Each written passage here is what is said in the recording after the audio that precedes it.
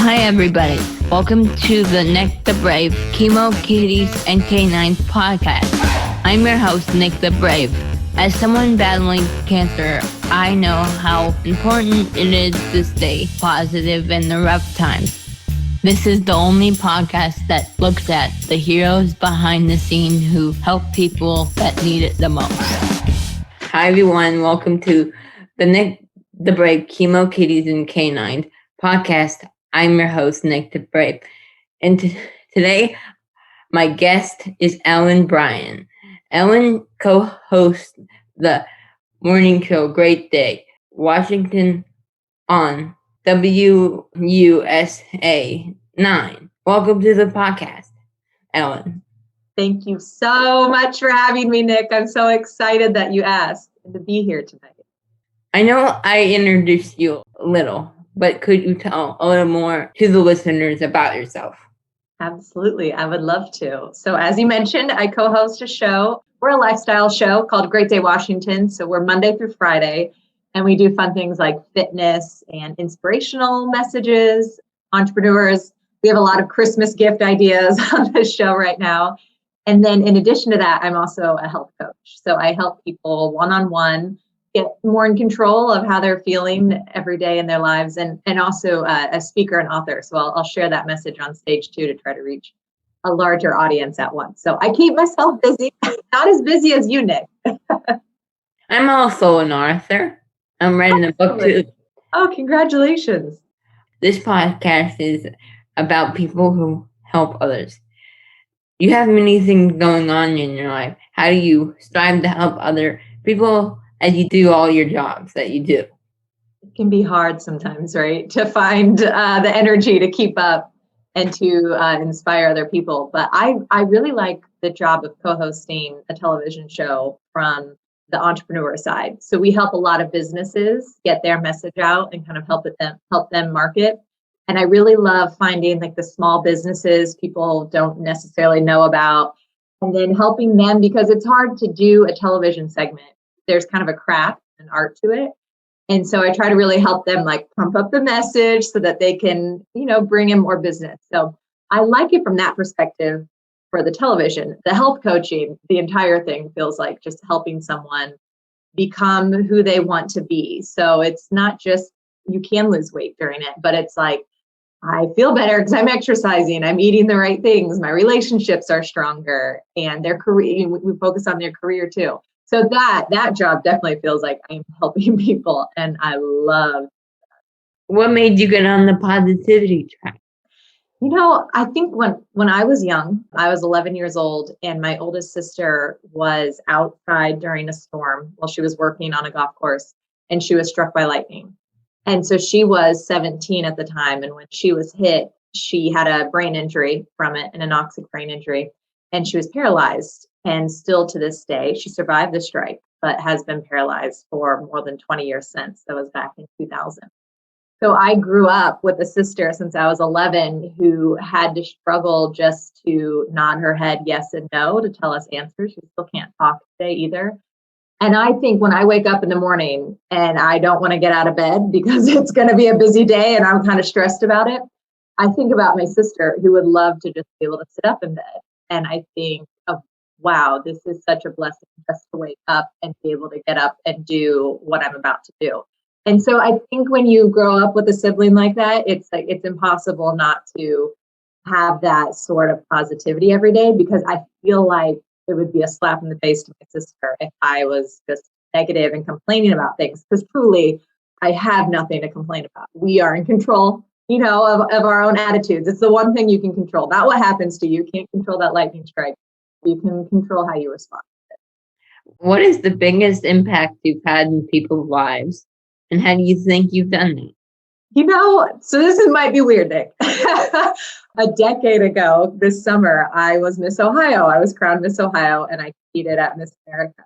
And from that experience was so, I guess, interesting and also eye-opening to see how something as small as like walking in a room where there's a bunch of little girls and you have this crown on your head, because we wore a crown as Miss Ohio, And like that could make their day and they never forget it. And they'll still tell me today, like they remember that meeting. And so I think that's where I first started saying, oh, it's not necessarily the big things that you do. It can be something small that makes a big difference in one's life. And I feel like that entire year, it was just making memories for people. And I loved it. I loved every moment. With the coronavirus impacting people's lives, what do you do to stay positive with the coronavirus impacting? Hard, isn't it? Is it? It's hard. It's hard for me. Is it hard for you?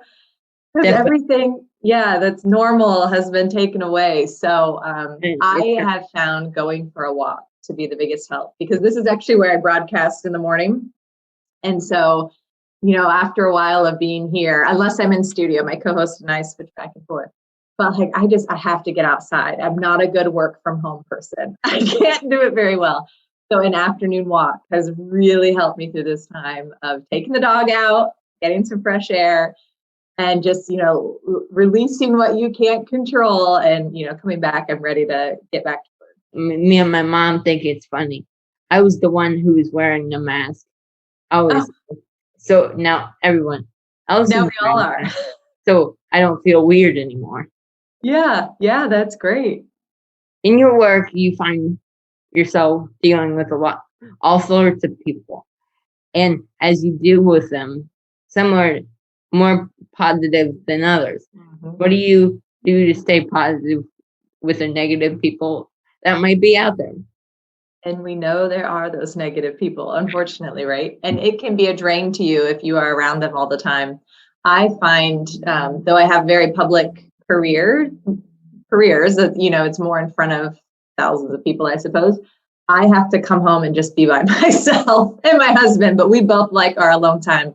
Kind of recenter yourself, because you can let all that negativity become part of you if you're around it too long and you join in on it. So I really have to come separate myself. I always tell myself that stop giving that so much energy, especially if it's a person and the person has gotten under your skin. Like, I'm going to stop giving that person so much energy and, come back and recenter yourself. People are different. And what different things do you ever think how your positivity brings people together? Do you ever think it brings people together? I hope so. I suppose that's what we're in it for. I don't know of a certain circumstance when I feel like it was a strange group of people. It's funny. My motivational speaking career began because I was going out telling my sister's story, who was struck by lightning. And it just kind of evolved into what I told you, a story of gratitude and not taking things for granted. And that really got me into it. It seemed to resonate with everyone, no matter what audience I was in front of. And so I suppose they all, different groups, really took that message and kind of sent me on the track of, oh, people need this sort of daily inspiration in their lives, which is how I wrote my book and things. What are the long-term goals in terms of what you can do for other people? So much. There's so much ahead, right? I hope, especially through doing health coaching and my speaking career, to be able to reach out to so many people, because I feel like that is really what, helping someone get healthy extends their life, and the impact you've had in their life will just be that ripple effect to so many others. Through television, I like it. And I hope to keep helping entrepreneurs find their way in the television and marketing world. So hopefully both routes help me inspire people for many years to come. I always ask this question on my podcast. Who do you think is someone positive that should be on my podcast in the future? I love this question. So, of course, my first instinct is my sister, because truly, she, despite everything that's happened to her, has been so positive. She doesn't complain when she wakes up, even though she can't move. She approaches everything with a smile. So from a positivity standpoint, I say her. And then I also right away thought of my co-host, because my co-host on Great Day Washington is Kristen Harris, and she has a 2-time breast cancer. She was diagnosed both times very young. And I watched her, back when we were able to be in the office at the same time. She's still going through, years later, treatments and having to maintain it. And you just see her daily work and how it has affected her physically, but not spiritually. She is so positive. She is ready to, could be having a hot flash because of her meds on set, and she'd be like, bring on the next interview. Didn't let it hold her back, and I admire that. Ellen, it was nice to meet you. Thank you for being a part of the Nick the Brave podcast. This is thepodcastfactory.com.